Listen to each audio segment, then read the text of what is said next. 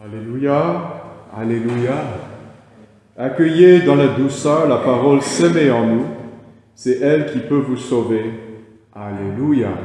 Le Seigneur soit avec vous. Et avec votre esprit. Évangile de Jésus-Christ selon saint Marc. Gloire à toi, Seigneur. En ce temps-là, Jésus partit et se rendit dans le territoire de Tyr. Il était entré dans une maison et il ne voulait pas qu'on le sache, mais il ne put rester inaperçu. Une femme entendit aussitôt parler de lui. Elle avait une petite fille possédée par un esprit impur. Elle vint se jeter à ses pieds.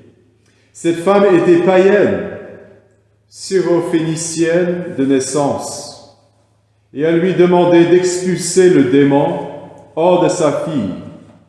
Il lui disait « Laisse d'abord les enfants se rassasier, car il n'est pas bien de prendre les pains des enfants et de le jeter aux petits chiens. » Mais elle lui répliqua « Seigneur, les petits chiens sous la table mangent bien les miettes des petits enfants. » Alors il lui dit « À cause de cette parole, va, le démon est sorti de ta fille. » Elle rentra à la maison et elle trouva l'enfant étendu sur le lit. Le démon était sorti d'elle. Acclamons la parole de Dieu. Gloire à toi, Seigneur Jésus.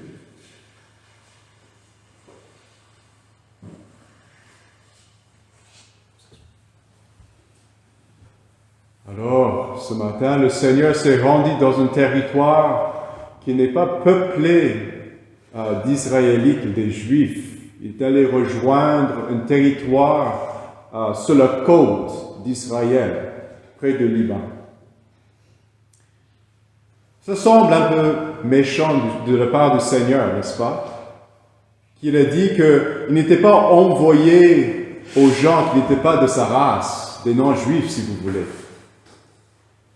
Et c'est pas que le Seigneur ne voulait pas aider ces gens-là. En fait, on voit aussi dans le chapitre 4 de Saint Jean, il allait aider un village entier près du puits de Jacob. Mais alors, il voulait souligner l'importance de quelque chose.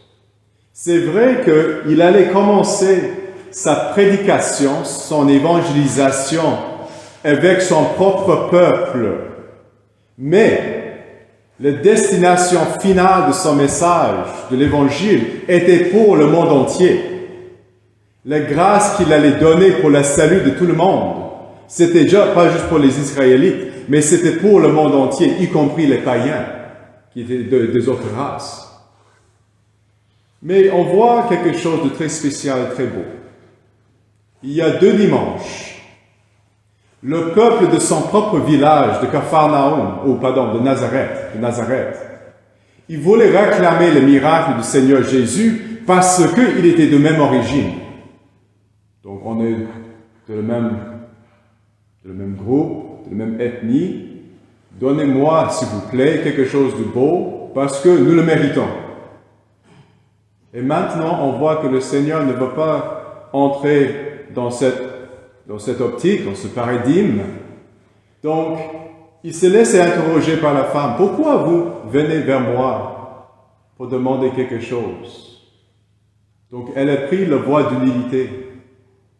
Elle a dit, elle ne demandait pas des pains des enfants.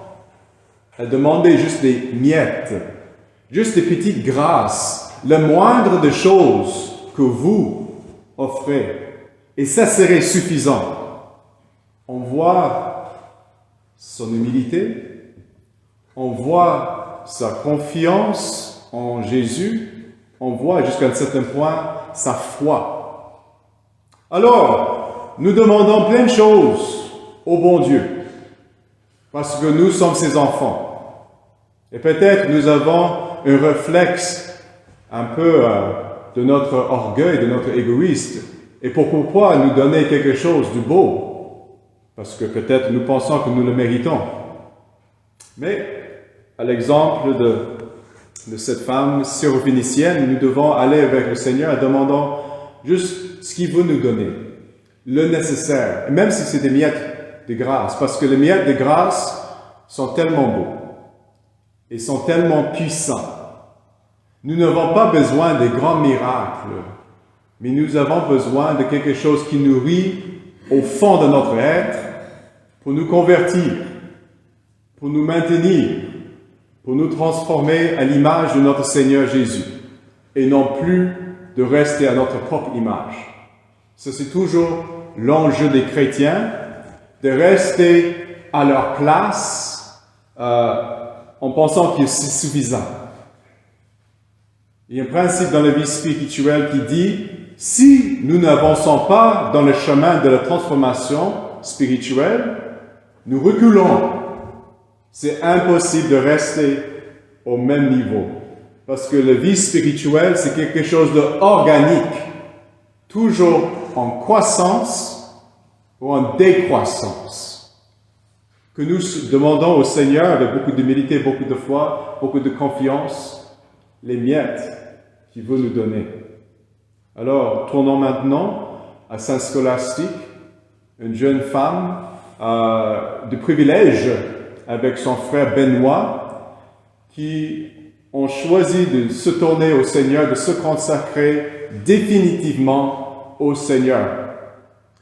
Grâce à notre baptême, nous sommes consacrés, c'est-à-dire nous sommes sanctifiés, rendus saints, nous sommes sacrés. Donc nous n'avons plus juste une vie pour ce monde terrestre, nous commençons notre cheminement pour arriver à la vie éternelle. Mais on appelle les moniales et les moines les consacrés pour une autre raison. En tant que baptisés, nous écoutons l'Évangile et nous choisissons de prendre l'Évangile comme notre pattern, si vous voulez, notre paradigme, notre exemple. Par contre, les moniales et les moines, comme Benoît et Scolastique, ils ont fait une promesse définitive auprès du bon Dieu de devenir, si vous voulez, parfait, selon l'exemple de l'Évangile. Ok? Ils choisissent une voie qui n'est pas juste sainte, parce qu'ils ne veulent pas la médiocrité. Donc, ils choisissent un chemin de perfection, en suivant l'exemple concret de Jésus. Et c'est pourquoi ils font des promesses de l'obéissance, de la pauvreté et de la chasteté pour s'attacher complètement au Seigneur dans cette vie ici-bas, pour se plaire au Seigneur, de se contenter au Seigneur au ciel pour toujours. Comme nous sommes des baptisés, nous devons prier pour nos frères et sœurs qui sont moines et moniales, des consacrés, des religieux. Nous devons leur offrir notre soutien matériel et spirituel. Nous devons aussi encourager la nouvelle génération d'embarquer dans cette voie de perfection, dans cette voie splendide spirituelle. Il y a encore certaines communautés contemplatives monastiques au Québec. Nous avons les moines de Saint-Benoît-du-Lac qui sont encore dans notre territoire diocésain. Il y a des moniales, à l'exemple de Sainte Scolastique, au nord de Montréal, à Deux-Montagnes, les moniales de Saint-Benoît. Donc, nous devons prier pour eux et encourager les prochaines générations à considérer une vocation qui les rend plus heureuses et plus saintes. Amen.